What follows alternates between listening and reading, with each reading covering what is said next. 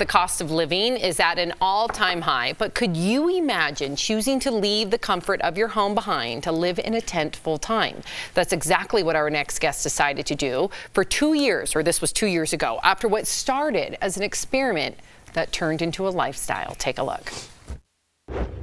If I can do this for 3 months, then I'm gonna commit to it full time. This is a lifestyle that I've wanted to pursue for probably the better part of 5 years now. And we are gonna give it a trial run this summer.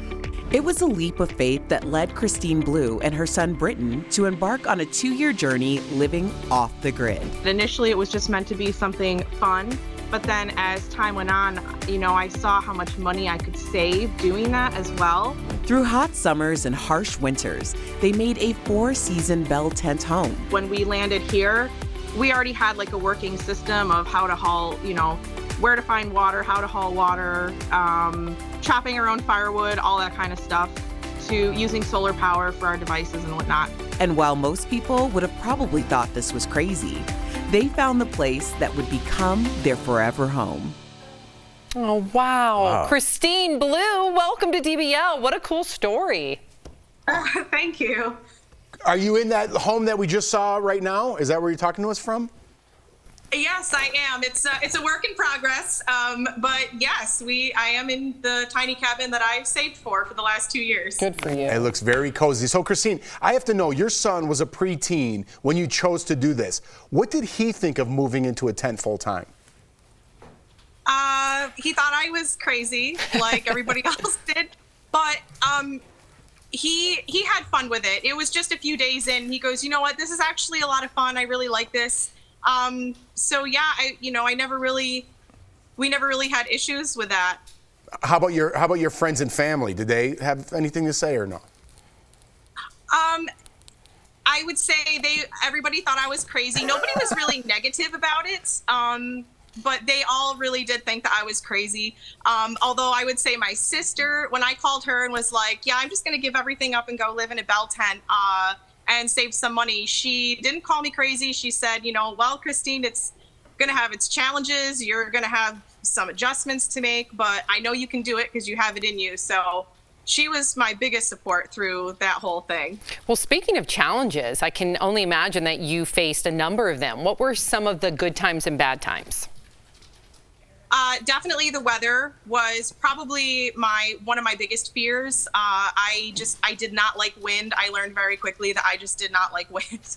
And I was always glued to my phone to know what direction it was coming from that day, how strong it was going to be, and just always having to prepare for that.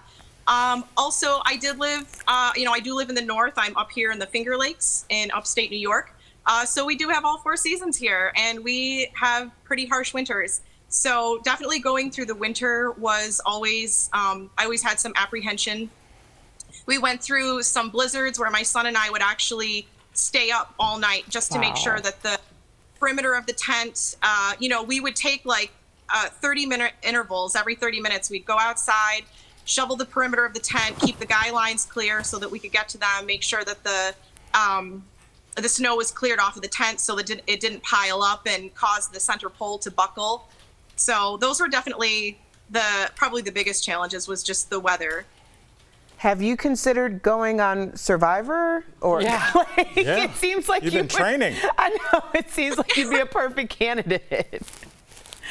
Oh yeah, I don't know if I could. The survival aspect, I definitely learned a lot through that whole journey, but I couldn't do like the competitiveness of that game. So well, good news. You've gotten married since starting this journey, so congratulations on that. What did your husband think of living off the grid? It was actually something that he had considered for a while before we reconnected. We actually have known each other pretty much our whole lives. We grew up together and went to school together. But when we reconnected, he's like, so are you still doing the tent thing? I'm like, oh my gosh. But anyway, he embraced it. He's like, honestly, I think that's the coolest thing, and I admire you for like taking, that's a really brave thing to do, to just go live alone in the woods for 2 years and, make the best of it. So yeah, he's totally embraced it. And he and my dad put in this, the wood stove behind me. And when we were up here last. So he's really excited to continue this journey. Well, speaking of exciting things, you started a business after moving into this tent. So first of all, congratulations. And how did that help you chase your dream? Well, because I was living I had eliminated so many expenses from my life, right? I had eliminated, rent, utilities, and other expenses, and was, able to live on so much less that I decided that this is the time to just quit my full-time job. I was doing like DoorDash and Uber Eats full-time. And I said, if I can live on less, then I can afford to make less. At the time, my Etsy shop was bringing in just enough passive income to kind of float me along, so that I could focus on growing my crochet business. I'm a crochet pattern designer. I write crochet patterns that I sell on Etsy for people to buy, like the printable versions. That is so cool. Christine, thank you so much for sharing your awesome story with us. DBL Nation, to keep up with Christine and her tiny cabin renovations, follow her on TikTok at Appaloosa Mama. Also, to get crochet tips and tricks and more of her designs, scan the QR code you see right now on your screen. Thank you again, Christine. Congrats on everything. We'll be right back. Story, yeah. Yeah, thanks.